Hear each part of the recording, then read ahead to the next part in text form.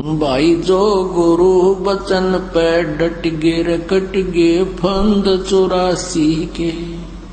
भाई जो गुरु बचन पे डट गे रकट गे फंद 84 के। कट गे फंद 84 के रकट गे फंद 84 के। भाई जो गुरु बचन पे डट गे रकट गे फंद 84 के। बोलो सतगुरुदेव की जय। बंदी छोड़ कबीर परमेश्वर जी की जय। बंदी छोड़ गरीबदास जी महाराज जी की जय। स्वामी राम देवानंद जी गुरु महाराज जी की जय।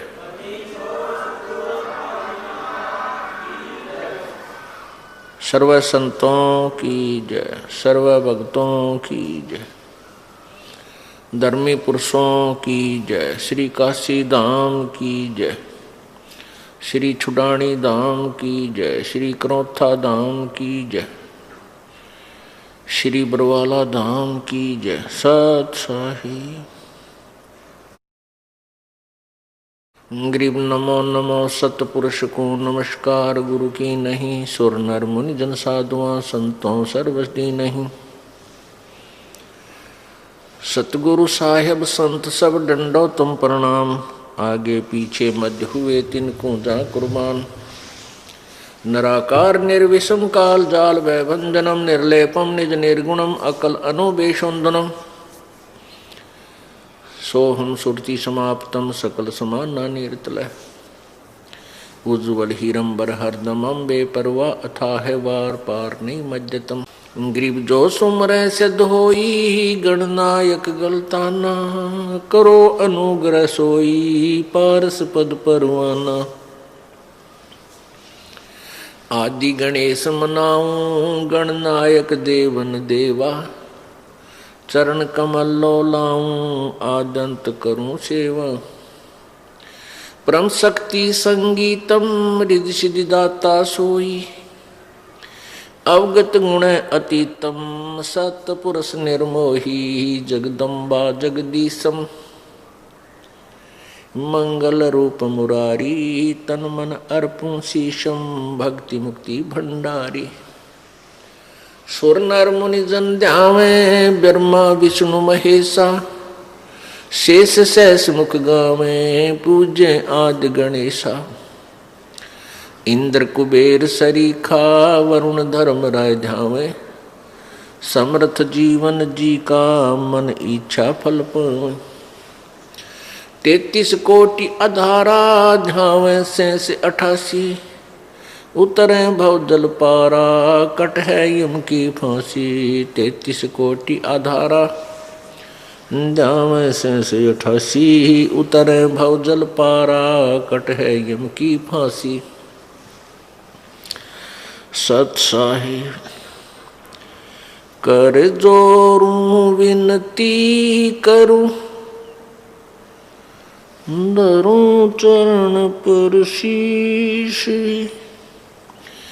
गुरु जी राम देवानंद जी महाराज ने दियो नाम बख्शीश। कोटि कोटि सिजदा करूं कोटि कोटि प्रणाम। चरण कमल में राखियो मैं बांधी जाम गुलाम।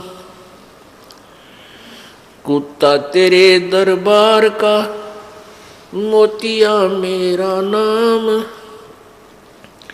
गले प्रेम की जेवड़ी जहाँ खेचो वहाँ जाऊं मैं। तो करो तो बावड़ू दूर दूर करो तो जाऊं। जो राखो त्यों ही रहूं जो देवो सो खाऊं। 7 द्वीप 9 खंड में गुरु से बड़ा न कोई। करता करे न कर सके गुरु करे सो होवे। कबीर राम कृष्ण से कौन बड़ो, उन्हों भी गुरु कीन, तीन लोक के वे धनी, गुरु आग आदीन।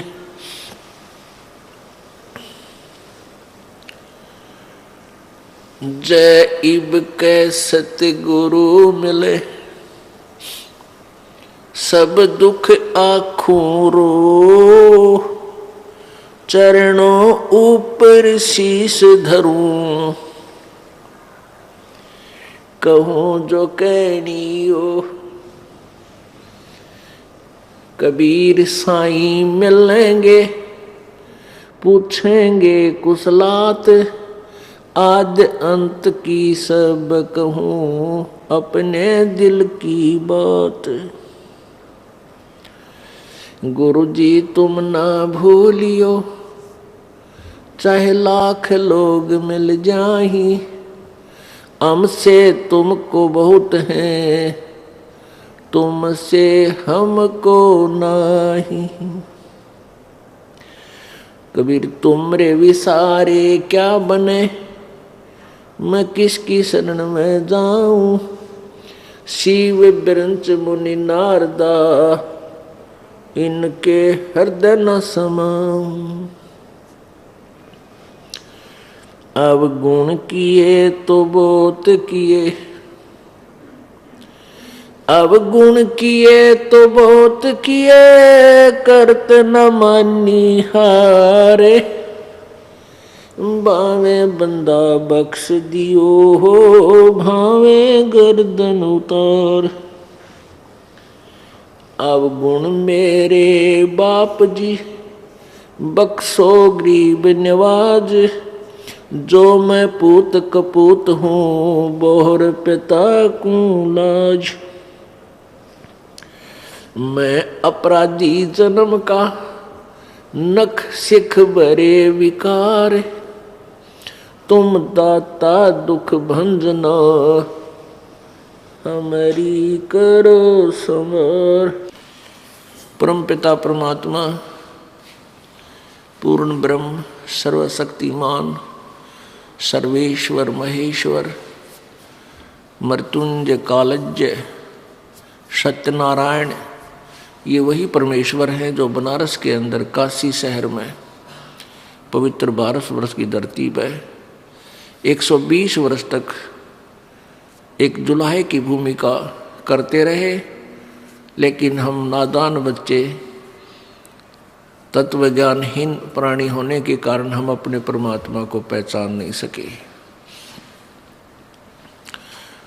हम सभी उस कबीर परमेश्वर के बच्चे हैं, हम सभी उसकी आत्मा हैं, और हम अपनी नालायकी के कारण, अपनी गलती करके हम इस काल के भयंकर जाल में फंस गए। और इस काल ने हमारे यहाँ 3 इंजेक्शन लगवा दिए अपने तीनों पुत्रों से। अब हम कति अचेत हैं, हम नशे के अंदर घूम रहे हैं। ये त्रिगुणमयी माया, गीता जी अध्याय नंबर 7 के श्लोक नंबर 12 से 15 में गीता ज्ञानदाता स्वयं कह रहा है कि ये त्रिगुणमयी मेरी माया, रजगुण ब्रह्मा, सतगुण विष्णु, तमगुण शिव जी द्वारा फैलाया गया जाल, ये बड़ी दुस्तर है, यानी खतरनाक है। तो काल क्या करता है कि जब भी ये प्राणी माँ के गर्भ में होता है, उस समय इसको पूरा ज्ञान होता है कि मैं बहुत गलती कर चुका हूँ और मनुष्य शरीर मुझे केवल परमात्मा प्राप्ति के लिए मिला है, और परमात्मा प्राप्ति का मैंने प्रयत्न भी बहुत किया, लेकिन संत पूरे ना मिले, जिस कारण से मेरे जीवन बर्बाद हो गए। अब के पूरा संत तलाश करूँगा, पूरे तन संत की खोज करूँगा और सत्य डट कर भक्ति करूँगा, फिर गर्भवास में, फिर इस नरक में फिर नहीं आऊँगा। जो ही ये बाहर आता है, आते ही ये तीनों गुणों का प्रभाव ऑटोमेटिकली जीव पे हो जाता है, ये अचेत हो जाता है, इसको पता ही नहीं तू कौन है, कहाँ से आया था, पहले के था तू। जैसे इंजेक्शन लगा देते हैं बेहोशी का, उस व्यक्ति ने फिर चाहे काटो, ऑपरेशन करो, कुछ करो, उसको कोई मालूम नहीं। ऐसे ये काल हमारे को जब ये बाहर आता है, प्राणी आते ही तीनों गुण रजगुण ब्रह्मा सदगुण विष्णु तमगुण शिव जी से निकल रहा प्रभाव ऑटोमेटिकली समा जाता है और ये भूल जाता है तू कौन था, कहाँ से आया। जैसे कहीं छौंक लगाया मिर्चों का सब्जी में और छौंक लगाते उससे निकली जो वो निराकार शक्ति, उसने उस प्रभाव से आसपास खड़े बैठे कमरों में भी कक्ष में व्यक्ति को छींक आने लग जाती है। अपने आप बस की बात नहीं, अपने आप आवेगी। तो ऐसे ही इस काल के ये तीनों पुत्र रजगुण ब्रह्मा सतगुण विष्णु तमगुण शिव जी अपनी अपनी राजधानियों में विराजमान हैं। उनसे निकल रही रेंज यहाँ तक इफेक्टिव है तीनों लोकों में। तो ये आते ही इन तीनों गुणों के द्वारा इस जीव को की सद्बुद्ध भुलवा देता है। और परमात्मा कहते हैं कबीर ये माया अटपटी और सब घट आण अड़ी, किस किस ने समझाऊं या कुएं बांग पड़ी। वो परमात्मा इतने दयालु हैं, स्वयं आते हैं अपनी प्यारी आत्माओं को फिर याद दिलाते हैं कि तुम यहाँ के वासी नहीं हो, ये तुम्हारा लोक नहीं है, तुम को मूर्ख बना रखा है इस काल ने। ये मिट्टी के खिलौने दे के ये तेरा बेटा है या तेरी बेटी, और कल ये खिलौना टूट जा, टक्कर मार मार कर रोते हैं जैसे बालक रोया करें कोई खिलौनों की कार टूट जाता है। तुम ओरिजिनल कार लो जिससे तुम्हें लाभ भी हो।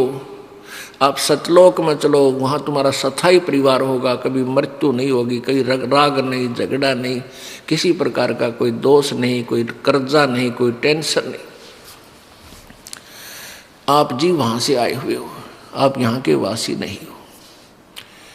अब कई भाई भक्त अनजान लोग काल प्रेरित कहते हैं यदि सारे भक्ति कर लेंगे और सभी सतलोक चले गए तो पृथ्वी खाली हो जाएगी। तो पृथ्वी का हमने ठेका ले रखा है, ये और निरे ऊपर निरे ग्रह अंडला रहे धक्के खाते सुख, ये अभी घूमती रहेगी वैसे ही। वो खाली पड़े मंगल ग्रह उसमें जाना फिर उड़ा बसा ले जाके तुम, तो यह भी घूमती रहेगी। हमने यहाँ ये जो कैद है और सभी निरपराध हो जाएंगे तो कैद की जरूरत ना पड़े, रही रहेगी कैद, उसमें कुछ और बना लिया जाएगा।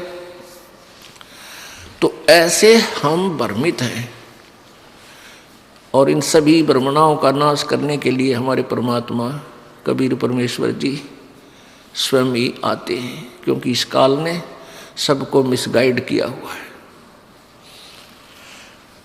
अब प्रसंग चल रहा था कल के सत्संग में सृष्टि रचना का। परमेश्वर ने 600 वर्ष पहले आकर ये ज्ञान सुनाया था कि ब्रह्मा विष्णु महेश नासवान है, इनके दुर्गा इनकी माता है, ज्योति निरंजन काल 21 ब्रह्मांड का मालिक जो है ये इनका पिता है। और ये एक एक गुण युक्त ये तीनों भगवान बनाकर यहाँ भेज रखे हैं, ये इस काल के पूरे ढमढमे ने चला रहे हैं। और इन बातों का 600 वर्ष पहले इतना दर्द हुआ था उन अज्ञानी ऋषि में ऋषियों को, गुरुओं को, जैसे कड़वी दवाई खा लेता है प्राणी, जैसे कुनीन खा लियो। अब वो कुनीन आज फिर वही कुनीन दास खिला रहा है जो परमात्मा 600 वर्ष पहले ये खिलाना चाहते थे। अब ये कुनीन आप खा रहे हो क्योंकि आप बच्चे नहीं रहे, शिक्षित हो गए और ज्ञान हो गया कि यदि कुनीन खाएं रोग कटेगा। ये कड़वा ज्ञान, ये यथार्थ ज्ञान, सत्य ज्ञान जो कड़वा ही होता है, ये खाना पड़ेगा, सुनना पड़ेगा। मीठी गोलियों से रोग नहीं कटे, जान चली जाएगी। अब ये अन्य जितने संत हैं, कबीर पंथ भी देखा दास ने, और ये गरीबदास पंथ भी देखा, और ये दूसरे कृष्ण पंथ, श्री राम वाले पंथ, यानी हिंदू धर्म के अंदर जो साधनाएं हैं, ये जितने भी साधु संत हैं, कोई भी किसी को ये नहीं कहता वे तू बीड़ी ना पिए, या कहते तो हैं लेकिन दबाव नहीं दे सकते। जैसे ये टीवी पर एक दिन आ रहा था, एक संत बन रहे हैं अपने आप में, उसने किसी से अपने प्रश्न किया कि आपके यहाँ बीड़ी भी पीते हैं, आप इनको मना क्यों नहीं करते? कहते मना तो करता हूँ, यदि मैं सख्ती करूँगा तो यहाँ कोई नहीं आएगा। अरे तेरा गजब तूने गाड़ने हैं जब तू, इसका मतलब तू पैसे का पुजारी है कि चले नहीं आएंगे तेरे पैसे ना मिले, नहीं, ये अवश्य आएंगे यदि आपके पास वो गुण है, वो शक्ति है, वो भक्ति है जो भगवान की होती है। और परमात्मा से ये बीड़ी पीने ना आते यहाँ पर, ये तो दुखी आए हैं और दुखियों का दुख दूर हो जाएगा, फिर ये जो कहोगे वही करेंगे, क्योंकि उनको पता है।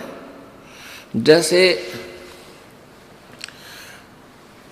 कुछ साधु संत कहते हैं, कुछ के सभी ये कहते हैं कि जो कर्म में लिख रखा है वो तो भोगना ही पड़ेगा। अब दुखी आत्मा जिसके ऊपर आपत्ति आएगी, आपत्ति किस चीज से आती है? पाप कर्मों से। पुण्य से जीव को सुख होता है और पाप से दुख।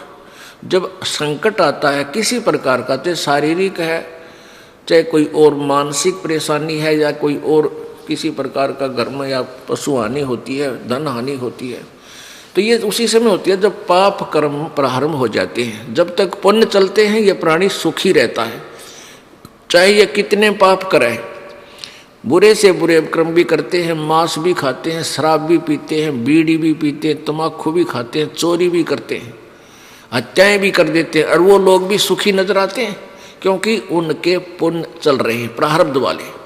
और जिस दिन वो पुण्य समाप्त हो जाएंगे फिर पाप कर्मों का दौर शुरू होगा, और फिर देखना उसकी क्या दुर्गति होगी। किसी की को अंधा हो जाएगा, किसी का कैंसर हो जाएगी, कीड़े पड़ेंगे, टांग टूट जाएगी, एक फिर परिवार में ऐसे ही कई कई हानियां हो जाएंगी, फिर वो रोएगा क्योंकि उसके पुण्य खत्म हो गए। फिर वो चलता है साधु संतों के पास, क्योंकि सबको पता है कि परमात्मा संत रूप में आता है। कबीर परमेश्वर अपनी महिमा आप ही बताते हैं कि पर्वत पर्वत में फिरा कारण अपने राम, राम जैसे संत मिले जिन सारे सब काम।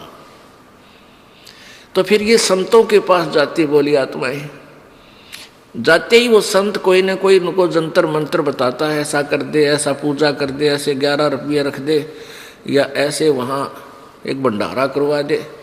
उसके बावजूद भी उनको कोई लाभ नहीं होता है। फिर वो संत कह देते हैं भाई ये तो कर्म का भोग है, तुझे भोगना ही पड़ेगा, भक्ति कर ले आगे सुख हो जाएगा। अरे भले आदमी पैर में कांटा लग गया आपके और वो टूट गया, दिखाई नहीं देता, और पीड़ा कांटे के कारण हो रही है, आप जाते हो दूसरे को दिखाते हो कि मेरे पैर में दर्द हो रहा है, उसने देखा साफ करके कि कांटा लग गया है, इस कांटे के कारण पीड़ा है। अब वो व्यक्ति ये कहे कि कांटा तो निकल नहीं सकता, अब जूता पहन ले, आगे कांटा नहीं लगेगा, तो कांटा लगे पैर में जूता पहना नहीं जा सकता। वो तो कांटा निकले फिर वो जूता पहना जा, और फिर वो कभी नहीं निकालेगा उस जूते को कि कहीं फिर कांटा ना लग जाए। ऐसे ही जो दुखी प्राणी है उनके पाप कर्म के कांटे लगे हुए हैं जिनके कारण वो दुखी है, और संत नहीं निकाल सकते, उनके पास वो औजार नहीं है। ये कबीर परमेश्वर के पास वो परम शक्ति है कि आपके प्रारब्ध के संकट को भी वो काट सकता है, कर्म पाप कर्म को काट सकते हैं। और यहाँ आने के बाद प्राणी फिर सुखी होते हैं, उनके दुख दूर होते हैं। और फिर उनसे ये दास कहता है कि बीड़ी शराब मांस तम्बाकू जिंदगी में नहीं पीना, ना चोरी करना, ना मिलावट करना, ना ठगी करना, ना किसी की हिंसा करना। तो फिर वो प्राणी बिल्कुल कान पकड़ लेता है, उसको पता है कि मैंने पिछले जुल्म किए थे, आज मेरे साथ क्या क्या हो रहा है, और आगे करूँगा तो मेरे ऊपर वो पहाड़ फिर टूट पड़ेगा वो आपत्तियों का। तो इस डर के मारे वो जूता यानी राम नाम का जूता कभी नहीं निकालेगा, वो कभी अपना नाम खंड नहीं करेगा और भक्ति नहीं छोड़ेगा, फिर डट कर भक्ति करेगा। और जिसके कोई संकट निवारण नहीं हुए तो वो भक्ति कर ही नहीं सकता, क्योंकि उसकी उस टेंशन बनी रहती है, वह सोई वहीं रहेगी। तो टेंशन मिटेगी परमात्मा की कृपा से, आपके संकट दूर होंगे, घर में सुख होगा, आत्मा प्रसन्न होगी, और फिर यह भक्ति करेगी, परमात्मा प्राप्ति करेगी। तो कल सत्संग आपको बताया जा रहा था कि आप कहाँ से आए थे, सत्यलोक से आए हो। पहले आपको मौखिक कथा सुनाई, प्रभु की कबीर परमात्मा के द्वारा बताई हुई सृष्टि रचना। उसके उपरांत आपको सदग्रंथों में दिखाया कि ये ज्यों का तो अपने हिंदू धर्म के सदग्रंथों में विद्यमान था, जो 600 वर्ष पहले परमात्मा अपनी सिंपल लैंग्वेज में, साधारण भाषा में बोला करते थे। और वो ज्ञान जो परमात्मा ने दिया वो 5वां वेद है, उसको सूक्ष्म वेद भी कहते हैं। तो ये सूक्ष्म वेद के अंदर पूरा कंप्लीट ज्ञान है, और वेदों और गीता का इनकम्प्लीट ज्ञान है। क्योंकि पवित्र श्रीमद् भगवत गीता अध्याय नंबर 4 के श्लोक नंबर 32 में कहा है कि जैसे कि पहले मैंने अर्जुन बताया है 25 से लेकर 31 तक चौथे अध्याय के इन मंत्रों श्लोकों में, कि कोई ऐसी पूजा करता है, कोई देवताओं की पूजा करता है, कोई केवल व्रत रखता है, और कोई पाठ स्वाध्याय करता रहता है, कोई मनमुखी मंत्र जाप करता है। ये उस परमात्मा सच्चिदानंद घन के वाणी में, ब्रह्मणे मुखे, सच्चिदानंद घन की वाणी में या परमेश्वर की वाणी में ये विस्तार से लिखे गए सारे यथार्थ ज्ञान। उस तत्व ज्ञान को किसी तत्वदर्शी संतों के पास जाकर समझ। गीता जी अध्याय नंबर 4 के श्लोक 32 और 34 दोनों का अनुवाद दास सुना रहा है कि उन तत्वदर्शी संतों के पास जाकर समझ। वो तत्वदर्शी संत तुझे उस परमात्मा के बारे में तत्व ज्ञान सुनाएंगे, उसके बाद वो जैसे के ऐसे कर। तो इससे सिद्ध है कि गीता का ज्ञान कंप्लीट नहीं है, उसने किसी और संत की शरण में जाने को कहा है जो कंप्लीट नॉलेज रखता है। इसी प्रकार यजुर्वेद अध्याय नंबर 40 के श्लोक नंबर 10 से लेकर 13 में 2 बार बताया है। एक तो ये कहा है कि जो कुछ तो परमात्मा को जन्म लेने वाला कहते हैं, कुछ कहते हैं नहीं, वो कभी आता ही नहीं यहाँ। इसका ज्ञान वो तत्वदर्शी संत कराएंगे, उनसे पूछो। फिर उसमें आगे बताया है कि कोई तो कहता है कि जिसको अक्षर ज्ञान हो गया किसी भी एक भाषा का, जैसे कोई हिंदी जानता है, कोई संस्कृत, कोई इंग्लिश, मान लिया किसी के कोई संस्कृत भाषा का ज्ञान है, अक्षर ज्ञान है, उसको लिख लेता है, पढ़ लेता है, तो कहते हैं उसको विद्वान बोलते हैं। और जिसको अक्षर ज्ञान नहीं है उसको अविद्वान कहते हैं। वेद बताते हैं कि नहीं, ये परिभाषा विद्वान और अविद्वान की नहीं है। विद्वान और अविद्वान की परिभाषा भी वो तत्वदर्शी संत सुनाएंगे, उनसे सुनो। जैसा कि ये दास बता रहा है कि जिनको हम विद्वान मानते थे, इन ऋषि महर्षि और मंडलेश्वरों को, जो वो अविद्वान थे क्योंकि वो सदग्रंथों से परिचित नहीं थे। और कबीर परमेश्वर महाविद्वान थे जिन्होंने 600 वर्ष पहले हमारे सदग्रंथों के अंदर लिखे गुड़ रहस्यों को और पहले वर्बली बोल के सुना दिया, जबकि वो कोई अक्षर ज्ञान भी नहीं रखते थे। ये कबीर परमात्मा विद्वान थे और ये सभी अविद्वान थे, वो एक भाषा का केवल अक्षर ज्ञान था। तो इससे ही सिद्ध हुआ कि यजुर्वेद यानी चारों वेद भी कंप्लीट नॉलेज नहीं है, कंप्लीट स्पिरिचुअल नॉलेज नहीं है, ये संपूर्ण आध्यात्मिक ज्ञान नहीं है। उन्होंने भी ऑप्शन छोड़ दिया है कि तत्वदर्शी संतों से पूछो, वही यथार्थ ज्ञान देंगे। पुण्यात्माओं, वो तत्वदर्शी संत भी परमेश्वर स्वयं ही बनकर आते हैं और दूसरे के पास ज्ञान हो ही नहीं सकता, ये पहचान है उस परमेश्वर की। उसके बाद इस दास को भेज दिया अपने कुत्ते को, आप धनियों को जगाने के लिए, भौंकने के लिए, कि हो सकता है कोई जाग जावे, उसका पुण्य उदय हो जावे। जैसे कोई चोर चोरी कर रहा हो और कुत्ता भौंकने लग जावे, तो समझदार व्यक्ति को चाहिए कि वो खड़ा हो और देखे अपने धन को कि कहीं कोई गड़बड़ तो नहीं है। कुत्ता वैसे नहीं भौंक रहा क्योंकि वो पालतू है, और जो कुत्ते के भौंकने से भी नहीं जागता है तो वो चोरी करवा के ही बैठता है, कभी ना कभी उसको हानि उठानी ही पड़ती है। तो आप सभी पुण्यात्मा जिनको मानव शरीर प्राप्त है, आप बहुत धनी हो और उस धन को आप व्यर्थ बर्बाद कर रहे हो क्योंकि आप सोए पड़े हो इस अज्ञान अंधेरे की मोह ममता की नींद में। आप परमात्मा की तरफ झांक नहीं रहे हो। अगर कोशिश भी कर रहे हो तो वो वैसे ही नींद में ही इधर उधर घूम रहे हो, आपकी आंखें नहीं खुली हैं क्योंकि आपको तत्व ज्ञान प्राप्त नहीं हुआ है। अपनात्माओं, परमात्मा ने स्वयं आए थे तत्वदर्शी संत बनकर। कबीर परमेश्वर जी ने वो ज्ञान बताया था सृष्टि रचना का, जो दास आपको आज सुना रहा है। अब अभी तक आपको सृष्टि रचना में इतना ही सुनाया है कि ब्रह्मा विष्णु महेश का जन्म हुआ, दुर्गा उनकी माता है और ज्योति निरंजन इनका पिता है। ये कैसे कैसे इनकी स्थिति थी कि ये क्या करते हैं कि ब्रह्मलोक के सबसे ऊपरले हिस्से में, सर्वोपरि हिस्से में इस काल ने एक ऐसा स्थान अलग बना रखा है, वहाँ कोई नहीं जा सकता इसके संदेश आदेश बिना। इसने बंद कर रखा है उसको कंप्लीटली। तो वहाँ इसने 3 स्थान बना रखे हैं, एक रजोगुण प्रधान क्षेत्र, एक सतोगुण प्रधान क्षेत्र, एक तमोगुण प्रधान क्षेत्र। कल परिभाषा बताई थी आपको। जैसे एक मकान में एक 3 कक्ष हों, 3 कमरे हों, एक कक्ष के अंदर साधु संत फकीरों के भक्तों के चित्र लगा रखे हों, वहाँ जाते ही आपका मन एकदम विकार रहित हो जाता है। उन साधु संतों के चेहरों को देखकर, उनके जीवनी को देखकर आप में भी भक्ति का भाव उत्पन्न होता है। तो आप जब तक उसमें रहोगे आपका ऐसा ही मन बना रहेगा। एक कक्ष के अंदर अश्लील चित्र लगा रखे हैं, वहाँ जाते ही आपके मन में उथल पुथल बकवाद नरी गंध भर जाएगा, वो प्रेरणा उल्टी होती रहेगी जब तक आप रहोगे। और तीसरे कक्ष में इन देशभक्तों शूरवीरों के चित्र लगा रखे हैं, वहाँ जाते आपके मन में ऐसे ही खून में गर्मी आ जाएगी, उनकी लीलाओं को याद करके, उनकी जीवनी को पढ़कर, तो वहाँ आपका ऐसे ही मन उत्तेजित रहेगा। तो ऐसे काल ने वहाँ सर्वोपरि स्थान पर 3 स्थान बना रखे हैं। एक रजोगुण प्रधान क्षेत्र जिसमें अश्लील चित्र ला रखे हैं, तो वहां जाकर के ये काल और दुर्गा दोनों, काल ब्रह्मा रूप बना लेता है, जैसे उसका अपना रूप है ना, वहां ऐसा रूप बनाता है ये 5 मुख का, और पार्वती को सावित्री रूप बना धारण कर लेती है।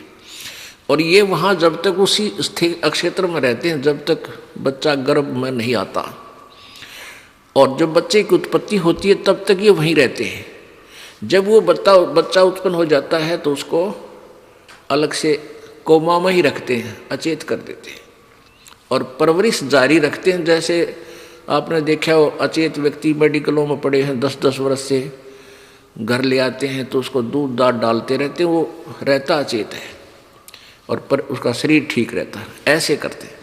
फिर ये सतोगुण प्रधान क्षेत्र में दोनों चले जाते हैं, ये विष्णु रूप धारण कर लेता है, यानी जो विष्णु का रूप आप देखते हो ऐसा ये काल रूप बना लेता है। उसी का रूप जो कहते हो फिर पुत्र उत्पन्न होता है, माता पिता से मिलता जुलता स्वरूप होता है बालक का।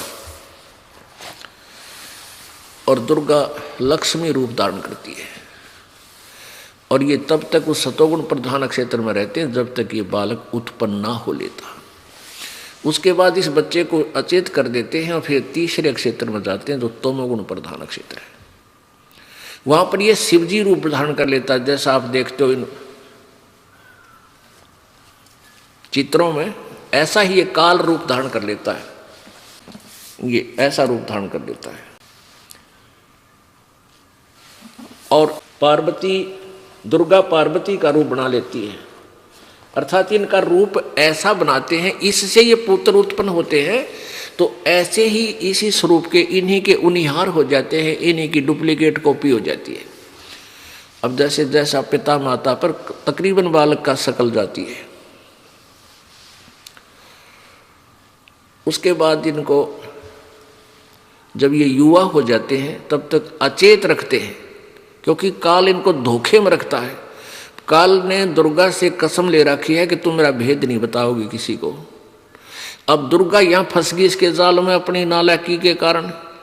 अब ये इसके प्रत्येक संकेत पर चलती है, क्योंकि इसको पता है मैं अपने पति से, अपने मूल मालिक से, अपने परमात्मा से, स्वामी से हम कट चुके हैं, और ये हम इसका अपनी मर्जी से फंस गए हैं। अब वो हमें मदद नहीं करेगा, ऐसे चाहे कितनी आपत्ति आओ। हाँ, वो मदद करेगा, आप उनके ज्ञान को सुनो, उनकी भक्ति करो, फिर सतलोक चलने की तैयारी करो, तब आपकी प्रत्येक पुकार सुनेगा। तो दुर्गा से कसम ले रखी है कि तुम मेरा जिक्र किधर बताओगे नहीं, मैं कहाँ रहता हूँ, कौन हूँ। क्योंकि इसने गीता जी अध्याय नंबर 7 के श्लोक नंबर 24-25 में स्पष्ट किया है कि मैं अपनी योग माया से, अपनी शक्ति तय यानी सिद्धि से छुपा रहता हूँ, मैं किसी के सामने कभी नहीं आता। ये मेरा अटल अनुतम, अटल यानी कभी समाप्त न होने वाला अडिग, और अनुत्तम माने घटिया विधान है। अब जब एक बाप अपने बच्चों से भी छुप कर रहता है, भेद नहीं देता, तो उसमें कोई खोट है, वो दोषी है, अपराधी है, वो उसका नियम अच्छा नहीं है, वो घटिया नियम है, सिद्धांत है।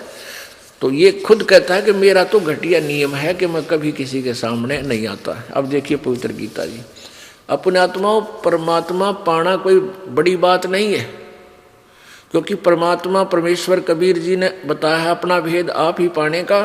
ये मंत्र है, संत पूरा हो और आप कोई बुराई मत करना, बीड़ी शराब मांस तम्बाकू जर्दा चोरी ठगी मिलावट ये मत करना, तेरे घर में बरकत दूंगा, हर प्रत्येक तेरे काम में ठीक करूंगा, शरीर का दुख दूर करूंगा, और फिर तो भक्ति करते रहना, सब तरह से सुख दूंगा तेरे को।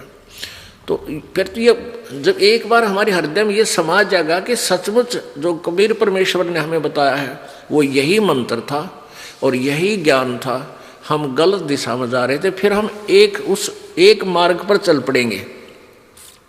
फिर तो चलना शेष है, और चलेंगे तो उस मार्ग पर पहुंचेंगे घर पे। अगर हम विपरीत मार्ग पर जा रहे हैं तो कितना चल रहे हैं, वहां नहीं जा ही नहीं सकते। तो हमने अपनी दिशा जो है वह सुमार्ग पर करनी है। अब हम कुमार्ग जा रहे हैं, तो इस सुमार्ग पर आपका दृढ़ विश्वास करवाने के लिए, क्योंकि सभी अलग अलग रास्तों पर जा रहे हो, आपको ये विश्वास दिलाने के लिए कि आपका मार्ग ठीक नहीं है, आप अपने घर को नहीं जा रहे हो, और उसके लिए सब मैप दिखाए जाते हैं, ये नक्शे दिखाए जाते हैं। देखा आप यहाँ खड़े हो और आपका घर इधर है, आप इधर जा रहे हो, तो बुद्धिमान लोग किसी ना किसी तरीके से स्वीकार कर लेंगे, हाँ अब हम दिशा गलत है, तो तुरंत मुड़ जाएंगे। मुड़ जाना चाहिए अगर उसने घर जाना है, यदि वो होश में है। और कोई शराबी है तो वो तो उल्टा कहते उल्टा, उसने जाना ही बकवादों में है। तो जिनकी ये माया भांग की उतर जाएगी, परमात्मा कहते हैं कबीर ये माया अठपटी सब गट आनडी, और किस किस ने समझाऊं या कुआ भांग पड़ी। काल ने तो पूरे 21 ब्रह्मांड में या भांग डाल रखी है। केवल पैसा चाहिए और बकवाद करने ठाठ चाहिए, और दूसरी बात नहीं मांगता। हाँ दुखी हो जाता जब ढूंढता भगवान को। तो परमेश्वर कहते हैं अरे दुख में सुमन सब करे, सुख में करे ना कोई, और जय सुख में सुमन कर ले फिर दुख क्यों हो। सुख में सुमन किया नहीं और फिर दुख में करते याद, कह कबीरता दास की फिर कौन सुने फरियाद। अब देखिए श्रीमद् भगवत गीता जी ये काल कैसे कहता है और क्या सच्चाई है। परमात्मा अपनात्मा कबीर परमात्मा ने ये 600 साल पहले ज्ञान सुना था, जो दास आपको पहले मौखिक सुनाता है कि इस काल ने कसम खा रखी है, प्रतिज्ञा कर रखी है कि मैं किसी के सामने अपने ओरिजिनल रूप में, वास्तविक रूप में नहीं आऊंगा, और मैं छुपा रहूंगा। और दुर्गा से कसम ले रखी है कि तुम्हारा भेद नहीं बताओगी, नहीं तो तेरी खैर नहीं है। या इसके डर के मारी कोई जिक्र नहीं करती। इसको तो पता है कि वहाँ है, लेकिन उसका रूप राप वो कहीं नहीं बताती, उल्ट पुल्ट कर देती है, निराकार है, पुराना है, साकार है, ये है वो। अब देखो श्रीमद् भगवत गीता जी,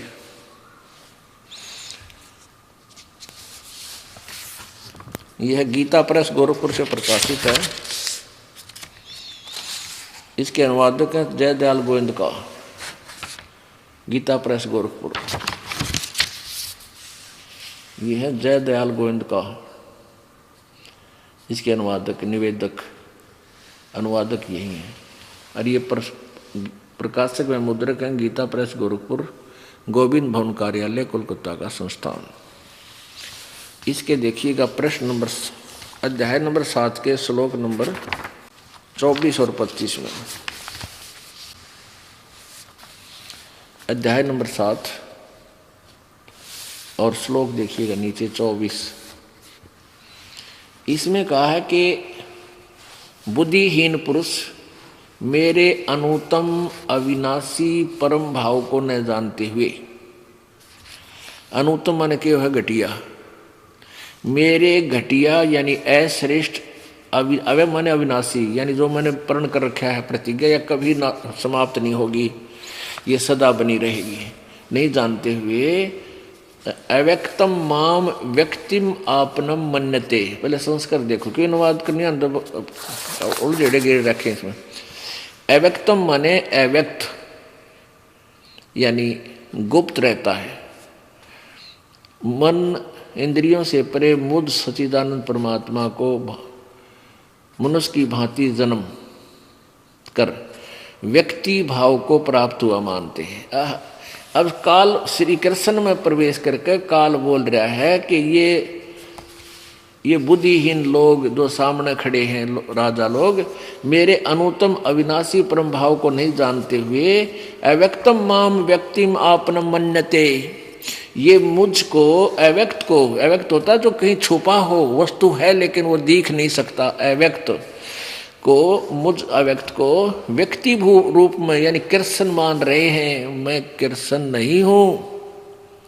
ये देखो कितना स्पष्ट किया है, व्यक्ति भाव को आया हुआ मानते हैं, यानी मुझे कृष्ण रूप में, मनुष्य रूप में मानते हैं। मैं युग कृष्ण नहीं हूं, मैं इस तरह नहीं आता जैसे कृष्ण का जन्म हुआ देव की तरह। आगे देखो 25 में ये है श्लोक 7 में अध्याय का, ये 25वां श्लोक है नीचे, ये 24 आपने पढ़ लिया। इस 25 में क्या कहा है कि अब मैं अपनी योग माया से छिपा हुआ गुप्त रहता हूं, मैं सबके प्रत्यक्ष नहीं होता, मैं किसी के सामने नहीं आता। यह है अज्ञानी जन समुदाय, ये मूर्ख लोग मुझ जन्म रहित को, अविनाशी परमेश्वर को नहीं जानता, अर्थात मुझको जन्मने मरने वाला समझता है। अभी जानती, ये अनुवाद करता ने अड़ंगा कर रखा है, बाकी सीधा सा भाव है कि ये काल कह रहा है कि मैं छुपा रहता हूं अपनी योग माया से और मैं किसी के सामने नहीं आता। इसका मतलब ये कहीं साकार है।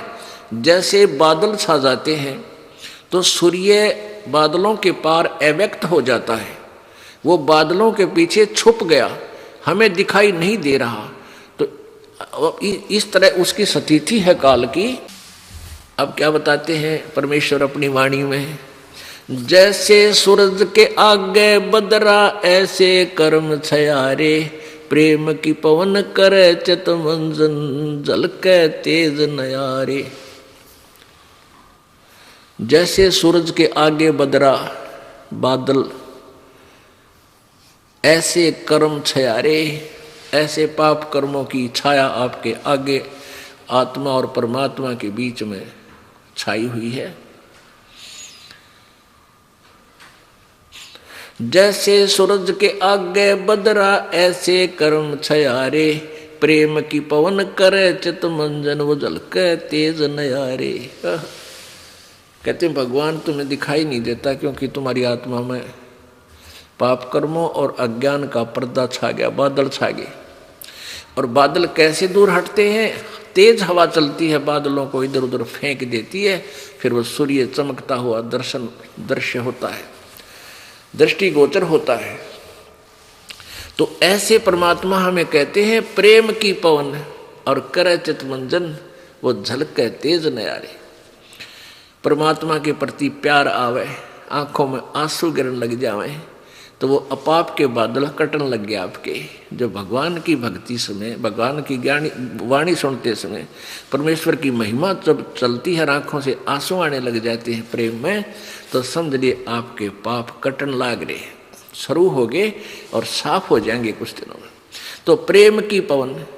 अब प्रेम कैसे होगा भगवान में? उसकी परमात्मा की महिमा से हम परिचित होंगे। और हम किस गंदे लोक में आकर फंस गए, हम कहाँ के रहने वाले हैं, वहाँ जाना है, वहाँ हम सुखी होंगे। तो उसके लिए क्या क्या प्रयत्न करने हैं वो सारे हम करेंगे, तो हमारे अंदर प्रेम जागृत होगा। जब आप में प्रेम जागृत हो गया तो समझो आपकी आत्मा स्वस्थ होगी। भगवान के ये आपके अंदर ये अटबट है, अंदर दोष रखते हो, कोई मन में खोट रखते हो, सत्संग में आकर के कहते गुरु के आगे ले झूठ संजोई, निश्चय नरक पड़े से सोई। तो जब तक आपके मन में अटपट करने की आदत है, गुरुजी के सामने भी आप सच्चे नहीं बता रहे हो, अभी आपके पाप कटे नहीं है। जिस दिन पाप कट जाएंगे सच्ची बताओगे। अब यहाँ झूठ कौन बोलता है? जो बीड़ी पीता है, शराब पीता है, मांस भी खा लेता है, या कोई नियम भंग कर देता है, और हम पूछते हैं भाई तूने कोई गलती तो नहीं की? तो उन्होंने कहता ना जी कोई गलती नहीं की, मैं बिल्कुल ठीक है, मेरा नाम। बेसिक बकवाद करता रहे, कति नाम नहीं चलेगा आपका, या आज ही मता व्यर्थ डिलेट हो रहा है। तो आप कति ठीक है, गलती हो जाती है, साफ बता दे जी मेरे से ऐसे ऐसे हो गया, ठीक है। ये दास टीचर है, आप मेरे बच्चे हो, और जो अध्यापक बच्चे की गलती पर उसको नहीं करड़ा करता, धमकाता, तो दोस्त शत्रु है उसका, क्योंकि वो बच्चा और गलतियां करेगा, फिर पढ़े भी नहींगा। तो और टीचर धमकावेगा और बच्चा बुराई छोड़ के फिर भी स्कूल आवेगा, वो सफल होगा। ये दास आपको करड़ा करता है, धमकाता है कि ऐसी गलती करोगे फिर बताना, और आप गलती छोड़ के बुराई छोड़कर फिर भी आओगे तो आप सच्चे विद्यार्थी हो, आप सफल होगे। और जो गुरुजी के थोड़े से खुड़का करने से, धमकाने से आता ही नहीं है, तो वो पाली लगेगा, फिर वो बाद में पछताओगा, यानी वो अपना जीवन व्यर्थ कर जाओगा। तो ऐसे ये काल वहां छुपा रहता है अपने ब्रह्मलोक में, जो इसने 3 स्थान बना रखे हैं, और वहां इसने अलग से नकली सतलोक, अलखलोक, अगमलोक, अनामी लोक, महास्वर्ग, ये सब ब्रह्मलोक न्यारे बना रखे। तो ये छुपा रहता है, इसलिए इसको साधना करने वालों ने ओम नाम का जाप किया। ओम नाम जाप है इस ब्रह्म का, और ब्रह्म के जाप से परमात्मा प्राप्ति नहीं हो सकती। ये खुद कहता है गीता जी अध्याय नंबर 11 के श्लोक 47-48 में, अर्जुन ये मेरा रूप तूने देखा ना, विराट रूप, इतना भयंकर, इतनी लंबी जीभ काट रखी, 1000 मुख और 1000 हाथ, और बहुत बुरा हाल, जिसे अर्जुन जैसा योद्धा कांप रहा है उसको देखकर, तो भगवान नहीं हो सकता, वो तो भयंकर वस्तु थी। नहीं, भगवान को देख कर डर लग गया करे, उसमें तो प्यार जागृत हो, सीने से लावे, चरणा में गिर जावे, और उसने देख कर डर रहा है। अर्जुन जैसा महापुरुष सूरवीर भी कांप रहा है, तो मारे जैसे कहता कलजा बैठ जाए, और उसने ढूंढ रहे कि फूक कैसे भगवान ने, जिसने देखते डर लगे। और परमात्मा कबीर जी शांत परमात्मा थे, किसी ने पत्थर मारे, किसी ने गाली दी, किसी ने भुंडा बोला, किसी का हानि नहीं की मालिक ने, वो भगवान होता है। क्योंकि आम के पेड़ के कांटे नहीं होते, आम के पेड़ के कांटे नहीं होते, छाया दे और फल दे, चाहे को उसने तोड़ो चाहे छोड़ो, चाहे उसके ऊपर बैठो, चाहे टहनियाँ तोड़े, चाहे उसका लठ मारे, उसमें कांटे है ही नहीं। तो परमेश्वर का दुख नहीं देता ही नहीं, ये काल है जो, और काल के ही ये दूत संत ये सिद्धियां बना करके एक दूसरे को हानि पहुंचाते हैं। तो वो भी बबूल के ही कांटे हैं, यानी काल के ही उपासक हैं। क्या कहा है? 72 अक्षौणी खा गया वो चुनकर ईश्वर एक, ये दे धारे जोरा फिर भाई सभी काल के बेख। आए है कबीर परमात्मा क्या कहते हैं कि जैसे आपको कथा सुनाई थी, एक चुनक नाम के ऋषि ने वेदों को पढ़ा, जैसा भी गुरु मिला उसने बता दिया ओम नाम का जाप कर और तप कर घोर। अब उस भोली आत्मा ने गुरु जी का आदेश से घोर तप किया, ओम नाम का जाप किया, उसे सिद्धियां आ गई। और सिद्धियां आ गई तो उसने फिर उस सिद्धियों से क्या किया, मानधाता चक्रवर्ती राजा का नाश कर दिया, 72 करोड़ सेना मार दी अपनी सिद्धि तय। परमात्मा कबीर जी कहते हैं कि 72 अक्षौणी खा गया ये चुनक ऋषिश्वर एक, और ये दे धारे मौत फिराइए सभी काल के बेख। ये परमात्मा कितनी प्यारी व्याख्या की है कि चुनक को ऋषिवर बोलते थे। ऋषिवर यानी ऋषियों में श्रेष्ठ, वर माने श्रेष्ठ यानी स्वामी, वर माने पति भी होता है, मालिक, यानी ऋषियों से भी श्रेष्ठ, उनका भी स्वामी। और उस ऋषिवर ने के जुल्म किया, 72 करोड़ सेना का नाश कर दिया। ये इसे ऋषिवर थे। ये तो अच्छे श्रेष्ठ ऋषि के कर्म है, ये काल के पुजारियों का। तो परमात्मा कहते दे धारे मौत फिरे, ये काल के दूत, ये संत गलत साधना करके एटम बम बन जाते हैं। कहते चलती फिरती मौत है, इसने छेड़ियो मत, दूर दूर रहना इनते, बात भी नहीं करे इसे निकम्यात है। अरे न तुम ऋषिवर कहते हो, कहते दे धारे मौत फिर, या सभी काल के भेख, ये जो काल साधना करते हैं सारे इसे हैं। और पुण्यात्माओं यही दर्द हो रहा है समाज ने कि दास या कड़वी कुनवीन खिलावे हर सब एकदम उल्टी कर दे, थू थू थू, और या खाएं पार पड़ेगी, क्योंकि रोग कटे नहीं सकता जब तक कुनवीन नहीं खा लोगे। अब दिमाग जब इंसान शाना हो जाता है, फिर वो चाहे किसी कड़वी दवाई है खावेगा, कि अब इस बिना रोग कटे नहीं, ना जान जाएगी। तो एक बार समाज ने या कुनवीन खा ली ना, दास जो दे रहा परमात्मा की दी हुई औषधि, तो विश्व का कल्याण हो जाएगा इससे। अभी तक ये संत तो हमारे को मीठी गोली दे हैं कि राजी रहे क्यों करे, चाहे बीड़ी पींदे रहो, चाहे शराब पींदे रहो, कुछ भी करते रहो, पर ये आज हमारे दो रहे, हमारी सेना पूरी तैयार रहे और दान दे जा, हमारा काम चल रहा रोजी रोटी का। यहाँ दास को इसकी कोई आवश्यकता नहीं है। दास कोई भिखारी नहीं था, परमात्मा का दिया हुआ 2 रोटी भी थी। जूनियर इंजीनियर की नौकरी करता था, सेठ नहीं था तो भूखा भी नहीं रहता था। लेकिन मालिक का आदेश हुआ और परमात्मा का आदेश सिरोधार्य हुआ। इसके बाद इस कार्य का प्रारंभ मालिक ने करवाया, दास कर रहा है। तो यहाँ ऐसा कुछ नहीं है, यदि यहाँ आओगे सारी बुराई छोड़नी पड़ेगी, नहीं तो यहाँ आने की कोई आवश्यकता नहीं। पुण्यात्माओं जीव से नहीं छूटेगी बुराई, परमात्मा आपका साथ देगा, अवश्य देगा। आप देखना, आपको बीड़ी से तंबाकू से दूसरा पीवेगा तो भी नफरत हो जाएगी, आपको इतनी कृपा हो जाएगी परमात्मा की आप पे, आपको नुकसान करने लग जाएगा फिर वो तंबाकू, आप छुओ भी नहीं। दास कोई भिखारी नहीं था, परमात्मा का दिया हुआ 2 रोटी भी थी। जूनियर इंजीनियर की नौकरी करता था, सेठ नहीं था तो भूखा भी नहीं रहता था। लेकिन मालिक का आदेश हुआ और परमात्मा का आदेश सिरोधार्य हुआ। इसके बाद इस कार्य का प्रारंभ मालिक ने करवाया, दास कर रहा है। तो यहाँ ऐसा कुछ नहीं है, यदि यहाँ आओगे सारी बुराई छोड़नी पड़ेगी, नहीं तो यहाँ आने की कोई आवश्यकता नहीं। पुण्यात्माओं जीव से नहीं छूटेगी बुराई, परमात्मा आपका साथ देगा, अवश्य देगा। आप देखना, आपको बीड़ी से तंबाकू से दूसरा पीवेगा तो भी नफरत हो जाएगी, आपको इतनी कृपा हो जाएगी परमात्मा की आप पे, आपको नुकसान करने लग जाएगा फिर वो तंबाकू, आप छुओ भी नहीं।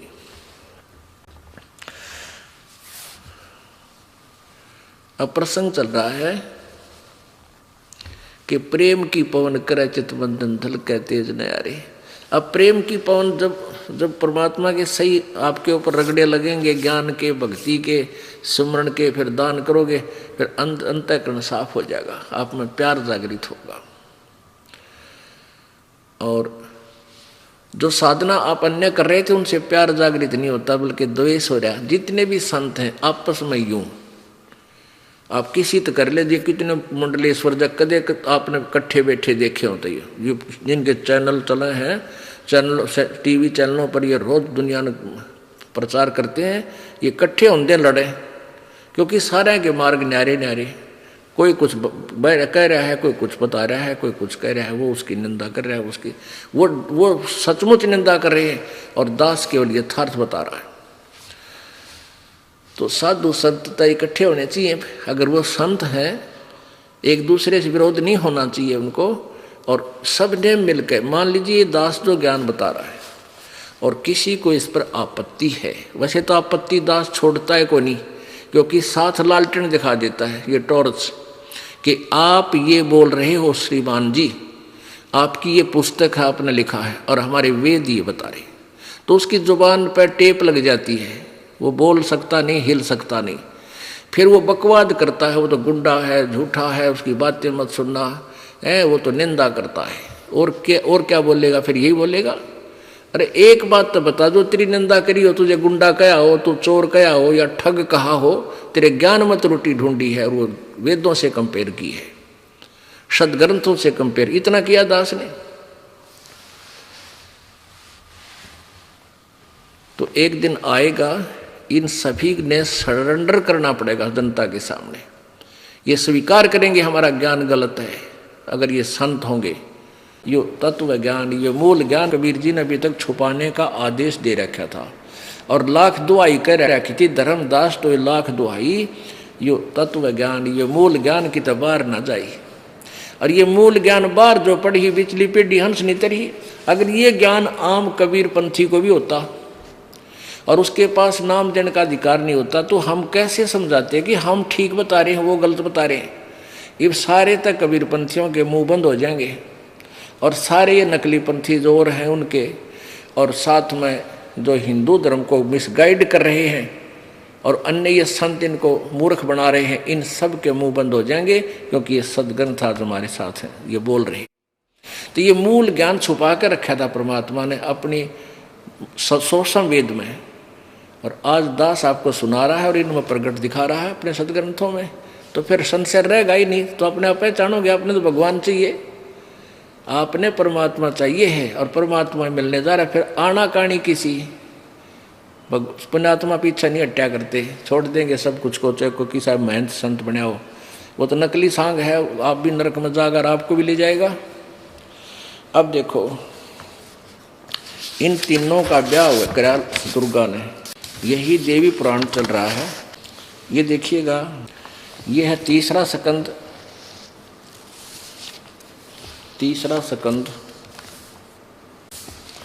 और पृष्ठ नंबर ये 126, या नीचे देखिएगा। ब्रह्मा जी, इस सारे संसार में मैं ही व्यापक रूप से विराजमान हूं, ये दुर्गा बोल रही है। और फिर क्या कहती है, ब्रह्मा जी इस शक्ति को तुम अपनी सत्री बनाओ, यह अनुपमा सुंदरी है, इसका मुख सदा मुस्कान से भरा रहता है, महासरस्वती नाम से विख्यात इस श्रेष्ठ देवी में सभी रजोगुण विद्यमान हैं। अब यहाँ इस अनुवादकर्ता ने ऐसा किया है, जबकि यहाँ सावित्री होना चाहिए। इसका दिव्य शरीर स्वच्छ वस्त्रों से सुशोभित है। यह सुंदरी अब सदा तुम्हारी स्त्री होकर रहेगी।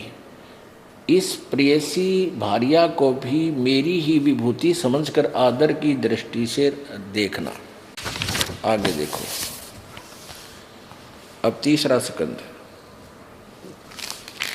ये चल रहा है और पृष्ठ नंबर 128 पे, इस प्रकार मुझे आज्ञा देकर वंदना भगवती, प्रसन्न वंदना भगवती जगदम्बा ने भगवान विष्णु से कहा, विष्णु मन को मुग्ध करने वाली इस महालक्ष्मी को लेकर तुम भी पधारो, यानी जाओ, और यह सदा तुम्हारे वक्ष स्थल में विराजमान रहेगी, तेरी छाती पर बैठी रहेगी। नू कहे आगे देखो, तुम इस लक्ष्मी के साथ सदा आनंद करना। ये रामाकांत, पहला बाग बीज दूसरा काम बीज किलम, तीसरा बाग माया बीज हरियम, ये मेरे मंत्र हैं।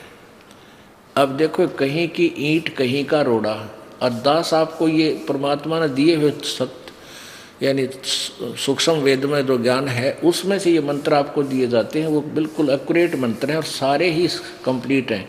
इन किते सिर, किते पैर, किसी की टांग, किसी का कुछ ईंट, कहीं का रोड़ा।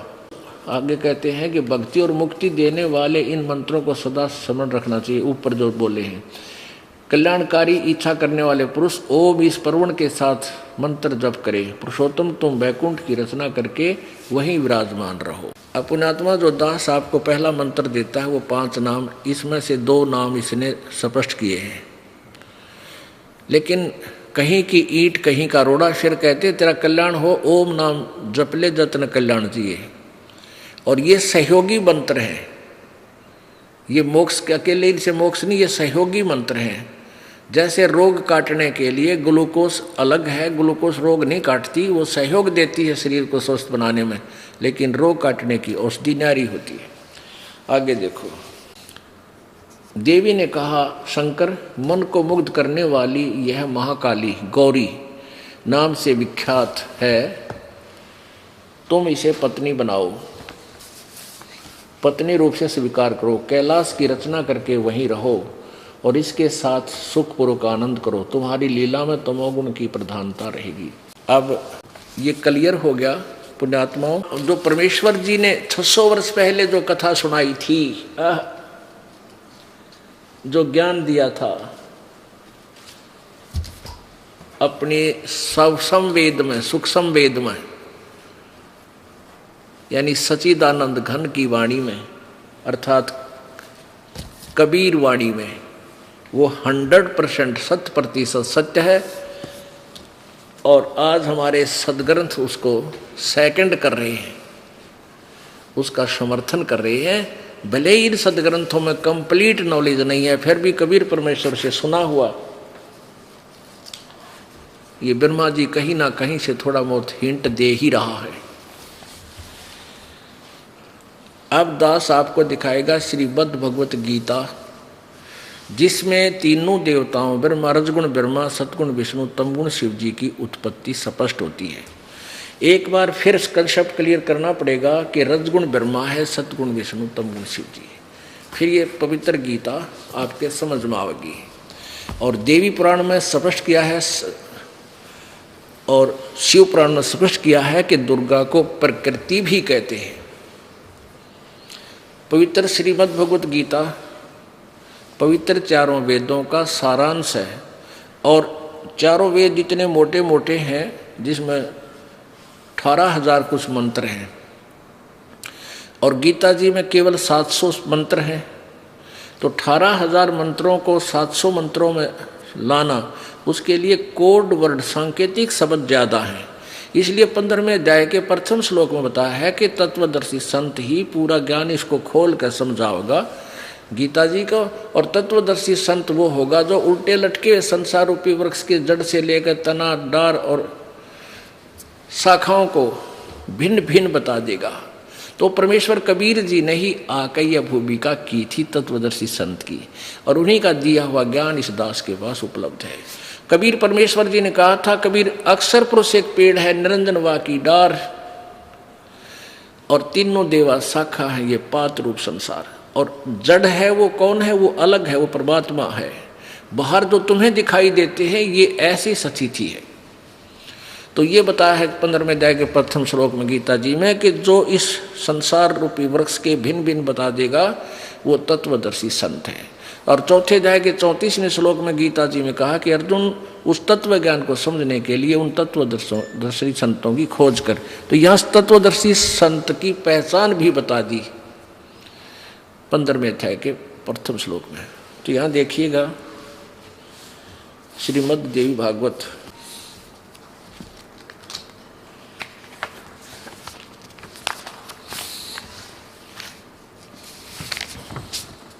अथ देवी भागवतम भाषा टीका युक्ते सहमातम सहमातम। और खेमराज श्री कृष्ण दास प्रकाशन बंबई से प्रकाशित है। इसके तीसरे सकंद में आपको दिखाते हैं रजगुण ब्रह्मा है, सतगुण विष्णु, तमगुण शिव जी। और जब तक ये कंसेप्ट क्लियर नहीं होगा तब तक हम समझ नहीं सकते, कोई भी मार्ग किसी प्रकार का भी हम नहीं समझ सकते।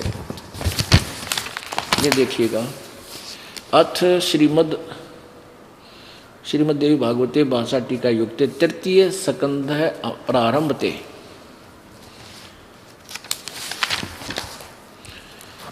ये देखिएगा देवी भागवत पृष्ठ 11 पे है इसके, और तृतीय सकंद भाषा टीका युक्त तृतीय सकंद और अध्याय 5 के मंत्र नंबर 8 में, 7 समाप्त हुआ 8 में भगवान शंकर कह रहा है कि हे माता, यदि हमारे ऊपर आप सदा दया युक्त हो तो हमको तमोगुण में किस प्रकार प्रदान किया, ब्रह्मा रजोगुण और हरि सतोगुण, अब संस्कृत देखो, क्योंकि संस्कृत भी साफ है इसलिए ये गड़बड़ नहीं कर सके, सच्चाई लिखनी पड़ी अनुवादकर्ता ने। यदि दया धर्मना न सदाम्बिके कथम अहम विहित है। शंकर जी कह रहे हैं कि यदि माता तू हमारे पर दयालु है, हमें कहती है मैं तुम्हारे पर बहुत दयालु हूँ, तो मुझे बहुत प्यारे हो, तो इसे कुकर्म में क्यों ला दिए हम? मैं रजोगुण क्यों बना दिया, तमोगुण क्यों बना दिया? कितने जीव मरे मेरे कारण। और ब्रह्मा जी को रजगुण क्यों बना दिया? सब विवश होकर के संतान उत्पत्ति करते हैं प्रभाव से। और विष्णु जी को सतोगुण क्यों बना दिया? ये एक दूसरे में फंसे रहते हैं नकली सांग में, झूठे बेटा बेटी आज मर जा कल कौन किसका। अरे जब तक ये हैं तब तक हम इनके बिना रह नहीं सकते। ये सतोगुण के दबाव में हम ऐसे यहाँ मूर्ख बने हुए हैं। शंकर जी रोते हुए कह रहे हैं अपनी माँ से, दुर्गा से, और दुर्गा साची बताती नहीं, एंड वेंड करे न बनाए रखे कि कहीं इनको सच्चाई का पता लग जाए, ये कार्य छोड़ दें। ये देखो अब कहते हैं भगवान शंकर कह रहे हैं यदि दया धर्मना न सदाम्बिके कथम अहम विहित है, किस प्रकार मैं बना दिया तमोगुण और कमल से उत्पन्न होने वाले ब्रह्मा को रजोगुण संभव क्यों बना दिया, और सुहित किमु सतोगुण हरि को सतो विष्णु को सतोगुण क्यों बना दिया, किस लिए बनाया फिर हमारे को रजगुण तमगुण सतगुण। इति सिद्धम रजगुण ब्रह्मा है, सतगुण विष्णु, तमगुण शिव जी, और प्रकृति दुर्गा को कहते हैं। ये आपने शिव पुराण के रुद्र संहिता के अध्याय नंबर 6 में स्पष्ट देख लिया। अब देखिए इन तीनों देवताओं की उत्पत्ति श्रीमद् भगवत गीता, नोट भागवत, ये देखिएगा क्योंकि भागवत सुधा सागर को कहते हैं ये लोग। श्रीमद् भगवत गीता जयल गोविंद का इसका अनुवादक है, और 14वां अध्याय मंत्र श्लोक नंबर 3, 4, 5 में ये कंसेप्ट क्लियर हो जाए। ये देखिएगा अध्याय 14 3 श्लोक को हम पढ़ कर सुनाते मंत्र को। हे अर्जुन मेरी, वैसे इसका अर्थ है माम ब्रह्म, मुझ ब्रह्म की, मुझ ब्रह्म। अच्छा वैसे इनका अनुवाद पढ़ते हैं। हे अर्जुन मेरी महत ब्रह्म मूल प्रकृति संपूर्ण भूतों यानी प्राणियों की योनि है, अर्थात गर्भाधान स्थान है, और मैं उस योनि में चेतन समुदाय गर्भ को स्थापना करता हूँ। इस जड़ और ततः माने उससे, उसके संयोग से, उस जड़ चेतन से, उसके संयोग से सभी प्राणियों की भूतों की उत्पत्ति होती है। अब चौथे में क्या कहा है? अर्जुन नाना प्रकार के की सभी योनियों में, जितने भी ये कुत्ते गधे सूअर की योनियां हैं, जितनी भी मूर्तियां अर्थात शरीरधारी प्राणी उत्पन्न होते हैं, प्रकृति यानी दुर्गा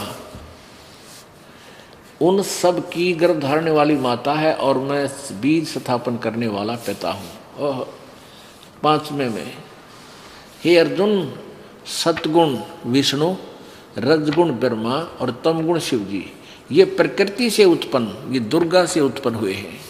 तीनों गुण अविनाशी जीवात्मा को शरीर में बांधते हैं। अब काल अपने आप बरी होना चाहता है कि मैं नहीं, ये ब्रह्मा विष्णु महेश ही तुम्हें यहाँ कर्मों के बंधन में बांधे रखते हैं। जैसा आपने गीता जी अध्याय नंबर 15 के श्लोक नंबर 1, 2, 3 और 4 में देख सुना कि उसमें भी ये काल कहता है कि ये तीनों गुण यानी रजगुण ब्रह्मा, सतगुण विष्णु, तमगुण शिव जी ही सभी प्राणियों के कर्मानुबंधनी, कर्म के अनुसार बंधन करने के मूल कारण है। ये तुम्हें यहाँ फंसाए रखते हैं। और परमेश्वर क्या बताते हैं कबीर जी कि नहीं, ये काल तुम्हें बहका रहा है।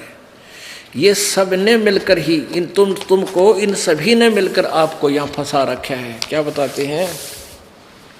ब्रह्मा विष्णु महेश्वर माया और धर्मराया कहिए। इस काल को धर्मराय भी बोलते क्योंकि ये अपने आप को कहता मैं धर्म का राज करता हूँ, जो जैसा करता हूँ वैसा ही फल देता हूँ। ब्रह्मा विष्णु महेश्वर माया और धर्मराया कहिए, इन पांचों मिल पर पंच बनाया वाणी हमरी लहिए। परमात्मा कहते हैं गरीबदास जी को ज्ञान दिया। गरीबदास जी परमेश्वर की महिमा प्रकट कर रहे हैं अपनी वाणी में।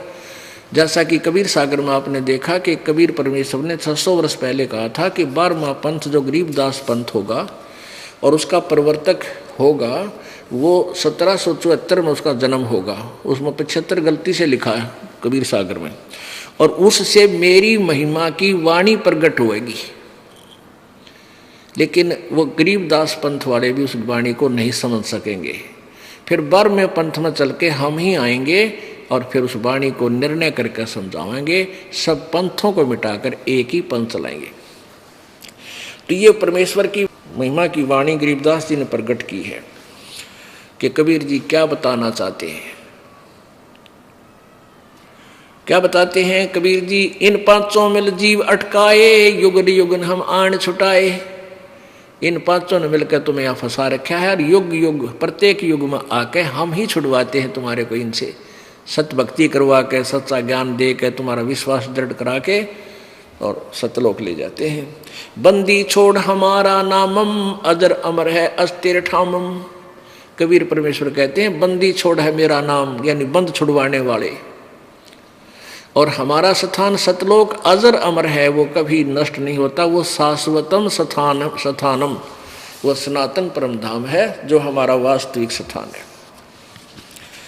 अब इनकी महिमा क्या बताते हैं। पीर पीर पैगंबर कुतुब ओलिया सुर नर मुनिजन ज्ञानी, एत्या क्यों तो रा ना पाया यजम कै बंधे प्राणी।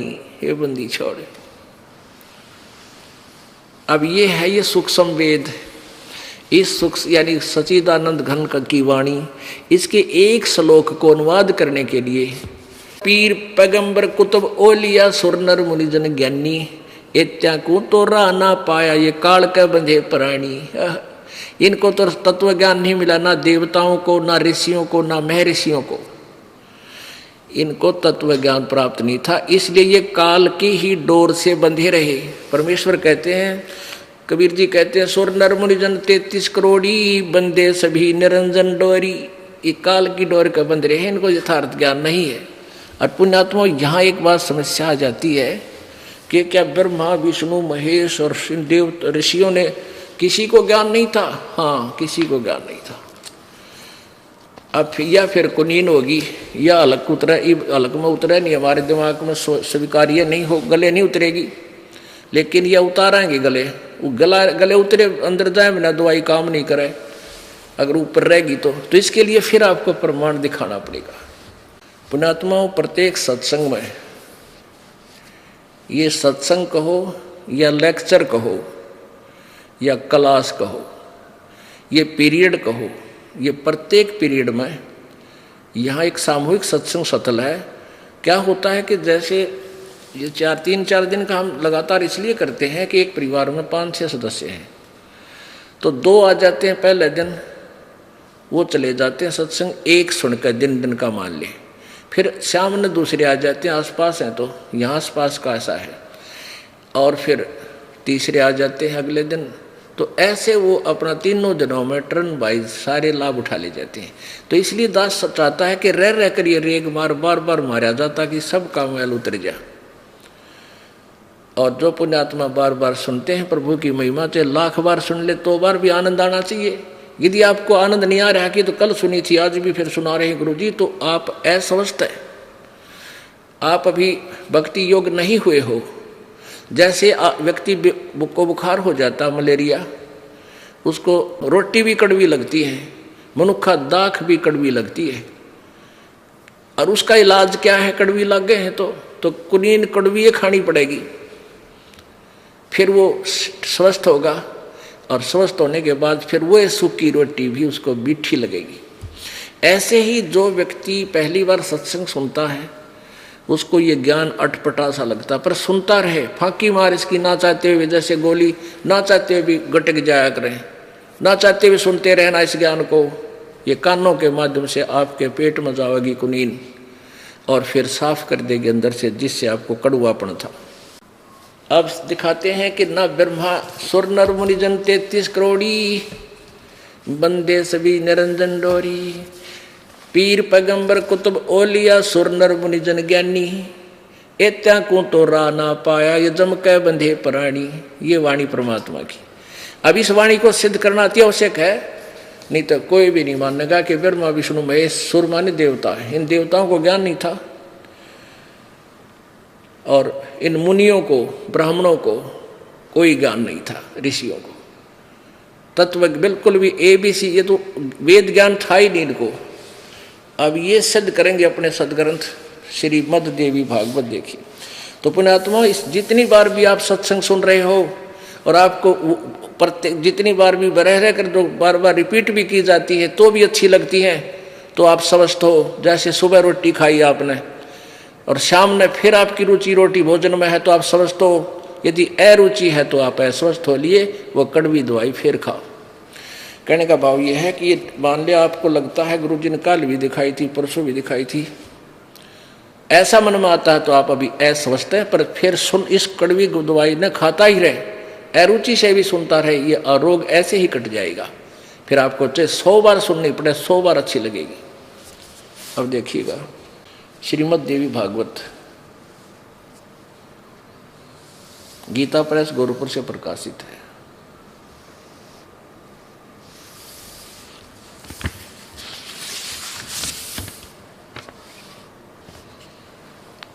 और इसके संपादक कौन है? हनुमान प्रसाद पोदार चिमन लाल गोस्वामी। ये कहाँ से छपी है? प्रकाशक मुद्रक गीता प्रेस गोरखपुर, गोविंद भवन कार्यालय कलकत्ता का संस्थान। इसके 28 पृष्ठ पर आपको दिखाते हैं। पहला सकंद पृष्ठ नंबर 28 28 पे, और संक्षिप्त देवी भागवत। नारद जी और व्यास की वार्ता हो रही है, यहां देखिएगा। नारद जी ने कहा, महाभाग व्यास जी, तुम इस विषय में जो पूछ रहे हो ठीक यही प्रश्न मेरे पिताजी ने भगवान श्री हरि से किया था। यहां देखना, वे चराचर जगत के आश्रयदाता, जगतगुरु एवं देवताओं के भी देवता हैं। ऐसे जगत प्रभु भगवान श्री हरि यानी विष्णु जी महान तप कर रहे थे, उनकी समाधि लगी थी। यह देखकर मेरे पिता ब्रह्मा जी को बड़ा आश्चर्य हुआ। अतः उन्होंने उनसे जानने की इच्छा प्रकट की। ब्रह्मा जी ने पूछा, प्रभु आप देवताओं के अध्यक्ष, जगत के स्वामी, भूत भविष्य एवं वर्तमान सभी जीवों के एकमात्र शासक हैं। भगवान फिर आप क्यों तपस्या कर रहे हैं और किस देवता यानी किस भगवान की आराधना में ध्यान मगन है? मुझे असीम आश्चर्य तो ये हो रहा है कि आप देवेश्वर एवं सारे संसार के शासक होते हुए भी समाधि लगाए बैठे हैं। तो विष्णु जी क्या बोले? ब्रह्मा जी के विनीत वचन सुनकर भगवान श्री हरि यानी विष्णु जी ने ये उत्तर दिया, ब्रह्मन सावधान होकर सुनो, मैं अपने मन का विचार व्यक्त करता हूँ। देवता दानव मानव सभी यही जानते हैं कि तुम सृष्टि करते हो, मैं पालन करता हूँ और शंकर संहार किया करते हैं, किंतु फिर भी वेद के पारगामी विद्वान अपनी युक्ति से यह सिद्ध करते हैं कि रचने पालने और संहार करने की यह योग्यता जो हमें मिली है उसकी अधिष्ठात्री शक्ति देवी है, दुर्गा है। वे कहते हैं कि संसार की सृष्टि करने में तुम राजसी शक्ति का संचार हुआ है, मुझ में सात्विक शक्ति मिली है और रुद्र में तामसी शक्ति का आविर्भाव हुआ है। सुवर्थ प्रत्यक्ष और परोक्ष दोनों उदाहरण में तुम्हारे सामने रखता हूँ, सुनो। यह निश्चित बात है कि उस शक्ति यानी दुर्गा के अधीन होकर मैं इस शेष नाग की सैया पर सोता हूँ, सृष्टि करने का अवसर आती जाग जाता हूँ, मैं सदा तप करने में लगा रहता हूँ। इस शक्ति के शासन से कभी मुक्त नहीं रह सकता। कभी अवसर मिला तो लक्ष्मी के साथ सुखपूर्वक समय बिताने का सौभाग्य प्राप्त होता है। मैं कभी तो दानवों के साथ युद्ध करता रहता हूँ, कभी अखिल जगत को भय पहुँचाने वाले दैत्यों के विकराल शरीरों को शांत करना मेरा परम कर्तव्य हो जाता है। और फिर क्या कहते हैं, अब यहाँ तोड़ पाड़ दिया विष्णु जी ने अपने ज्ञान का। मुझे सब प्रकार से शक्ति के अधीन होकर रहना पड़ता है। उन्हीं भगवती शक्ति का मैं निरंतर ध्यान किया करता हूँ। और ब्रह्मा जी मेरी जानकारी में इन भगवती शक्ति से यानी दुर्गा से बढ़कर और कोई देवता नहीं, कोई और भगवान को नहीं। ओ तेरा गजब। अब आगे परमात्मा की वो वाणी, स्वर नर मुनि जन 33 करोड़ी, ये बंधे सभी काल की डोरी। इन ब्रह्म तक का विज्ञान कोई ना, वेदों का विज्ञान नहीं विष्णु जी को, ना ब्रह्मा जी को। अब देख दुर्गा क्या बताती है। ये कहता है कि मैं तो दुर्गा से ऊपर कोई भगवान नहीं मानता, देव नहीं मानता। और देवी क्या कहती है कि ब्रह्म की पूजा करो, उसका ओम नाम है, सब बातें छोड़ दो। बता भाई, अभी नकित कित रो है। अब 562 पृष्ठ पे आपको दिखाते हैं। श्री 7वां स्कंद संक्षिप्त देवी पुराण, देवी भागवत 562। अब देवी बता रही है, हिमालय को ज्ञान उपदेश दे रही है, ब्रह्म स्वरूप का वर्णन। पहले तो ये अपनी अटकलाव है कि मेरा ऐसी भक्ति करो, फिर कहती वो ब्रह्म कैसा है वो बताती हूँ। श्री देवी जी कहने लगी है उस ब्रह्म का क्या स्वरूप है यह बतलाया जाता है, जो प्रकाश रूप सबके अत्यंत समीप में सचित, हृदय रूप गुहा में सचित होने के कारण गुहाचर नाम से प्रसिद्ध और महान पद अर्थात परम प्राप्य है। वह समस्त प्रजा के ज्ञान से परे है, अर्थात किसी की बुद्धि में आने वाला नहीं है, ऐसा तुम जानो। जो परम प्रकाश रूप है, जो सूक्ष्म से भी अत्यंत सूक्ष्म है, जिसमें संपूर्ण लोक और उन लोकों में निवास करने वाले प्राणी सचित हैं, वही यह अक्षर ब्रह्म है। वही सबके प्राण है, वह सबकी वाणी है और वही सबके मन है। यह सब परम सत्य, ये परम सत्य और अमृत अविनाशी तत्व है। सौम्य उस वेदने योग्य लक्ष्य का तुम वेदन करो, मन लगाकर उसमें तन्मय हो जाओ। सौम्य उपनिषद में कथित महान अस्त्र धनुष लेकर उस पर उस उपासना द्वारा तीक्ष्ण किया हुआ बाण संधान करो और फिर भानुगुप्त चित्त के द्वारा उस बाण को खींचकर उस अक्षर ब्रह्म को ही लक्ष्य बनाकर वेदन करो। या मई मत बताओ है और भगवान अविनाशी परमात्मा की मंत्र बता रही है। ओम परवण माने ओम धनुष है, जीवात्मा बाण है और ब्रह्म को उसका लक्ष्य कहा जाता है। उस एकमात्र ब्रह्म को ही जाने, दूसरी सब बातें छोड़ दे। यानी ना मेरी पूजा करना ना किसी और की, केवल ब्रह्म उपासना करें। यही अमृत रूप से परमात्मा के पास पहुंचने का पुल है। यहां देखो, इस आत्मा का ओम के जप के साथ, परमात्मा लिखना था यहाँ पर, इस परमात्मा का ओम के जप के साथ ध्यान करो। इससे अज्ञान में अंधकार से सर्वथा परे संसार सागर समुद्र से उस पार जो ब्रह्म है उसको पा जाओगे, तुम्हारा कल्याण हो। और यहां वो क्या कह रही है, वह यह शब्द का परमात्मा आत्मा ब्रह्म लोक रूप दिव्य आकाश में रहता है, वहां सचित है अपना आत्मा। अब इन सतयुग के ब्राह्मणों का, मुनियों का ज्ञान और देख लेते हैं। 414 पृष्ठ। परमात्मा की एक वाणी, इतना ज्ञान फैला दिया इन लोगों ने कि परमात्मा के यथार्थ ज्ञान को, सत्य को सत्य सिद्ध करने के लिए ये इतने पापड़ बेलने पड़ते हैं इस दास को, जब आपका यूं यकीन होता है कि सचमुच कबीर जी की वाणी सच्ची है। छठा अध्याय और संक्षिप्त देवी भागवत 414 पृष्ठ। जन्मे जय ने पूछा, महाभाग किस युग में कैसा धर्म का स्वरूप है, इस संपूर्ण विषय को विशेष रूप से बताने की कृपा कीजिए। व्यास जी बोले, व्यास जी कह रहे हैं जो वेदों के राइटर हैं और गीता के और पुराणों के। राजन ये निश्चय है कि सतयुग में ब्राह्मण वेद के पूर्ण विद्वान थे और उनके द्वारा निरंतर भगवती जगदम्बा की आराधना होती थी। जय हो। और वे भगवती का दर्शन करने के लिए उनका मन सदा ललायित रहता था। वाह रे वाह। यालियावड़ सतयुग के ब्राह्मणा का और वेद के पूर्ण विद्वान थे, दुर्गा की पूजा करते थे। और दुर्गा कह रही है वो तो ओम का जाप करो, बाकी सब छोड़ दो। और वेद यही कह रहे हैं और गीता यही कह रही है, गीता जी कि वो खुद कहता है कि मेरा तो को मंत्र है और कोई देवता की पूजा मत करो, किसी देव की पूजा मत करो यदि तुम्हें कल्याण चाहिए। अब ये तो सतयुग के ब्राह्मण का ज्ञान है, और कलयुग के ब्राह्मण तो राक्षस बताए हैं कि जो कल सतयुग में राक्षस होते थे उस कैटेगरी के कलयुग के ब्राह्मण हैं। अब दास नहीं करा, याद देखो यही छठा सकंद, यही 414 पृष्ठ पर ये आप पढ़ रहे थे, बिल्कुल इसी पृष्ठ पे यहाँ देखें।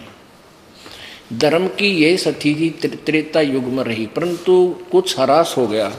सतयुग की जो सती थी वह द्वापर में विशेष रूप से कम होगी। राजन, उन प्राचीन युगों में सतयुग त्रेता में और जो राक्षस समझे जाते थे वे कली में यानी कलयुग में ब्राह्मण माने जाते हैं, क्योंकि अब के ब्राह्मण प्राय पाखंड करने में तत्पर रहते हैं।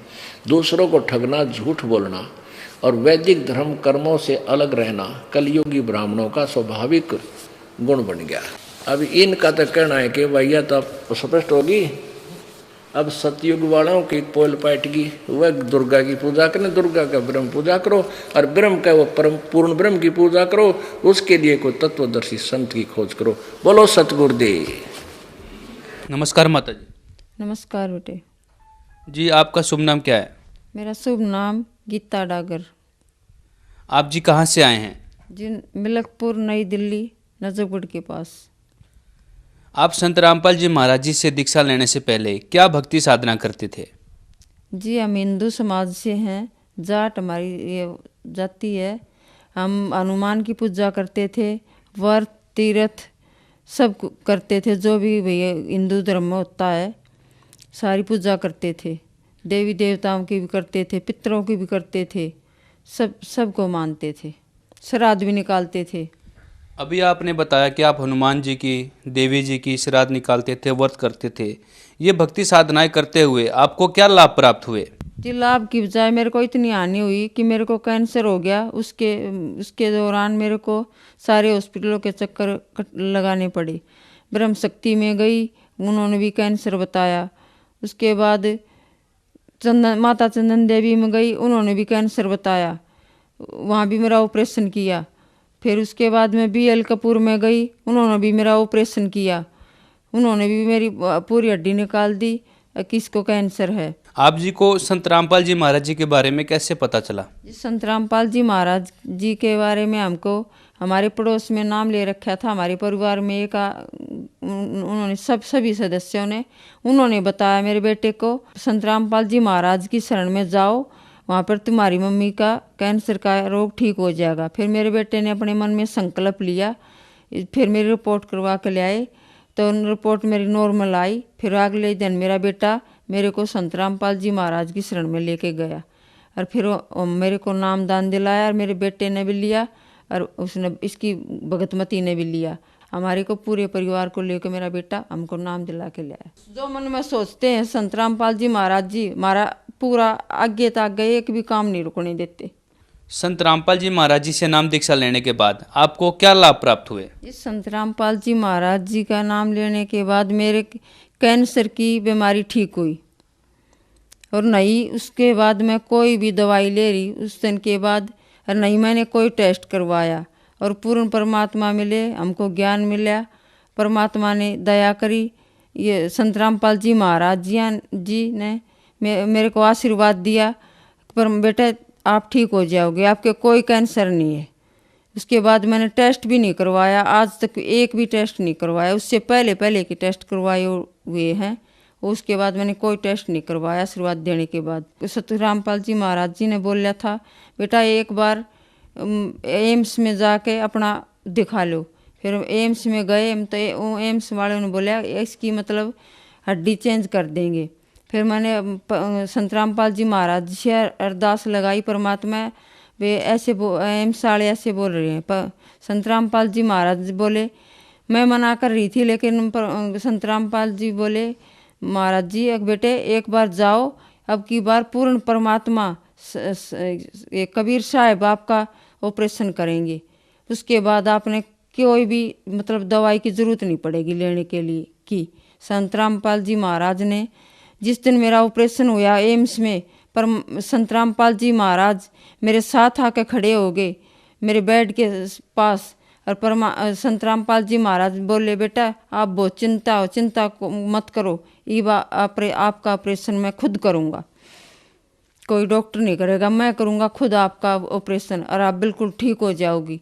आज के बाद आपको कोई भी रिपोर्ट में ये नहीं बताएगा कि आपको कैंसर है। मेरा बीपी भी चेक नहीं किया डॉक्टर ने, मेरे को ऐसे ही एकदम फटाफट ऑपरेशन पर ले गए। संत रामपाल जी महाराज मेरे साथ साथ थे, मेरे को साक्षात दर्शन दिए परमात्मा ने, और मेरे ऑपरेशन पे ले जाने के बाद परमात्मा मेरे अंतर ध्यान हो गई। मैं बहुत रोई, ये परमात्मा, मेरा बीपी बिल्कुल लो हो गया था ऑपरेशन में, लेकिन संत रामपाल जी महाराज मेरा हाथ पकड़े खड़े रहे, परमात्मा ने मेरा हाथ नहीं छोड़ा, मेरा ऑपरेशन नहीं हुआ, इतना परमात्मा ने मेरे पास खड़े रहे, मेरे को और कोई भी दिखाई नहीं दिया, संत रामपाल जी महाराज जी मेरे पास खड़े थे।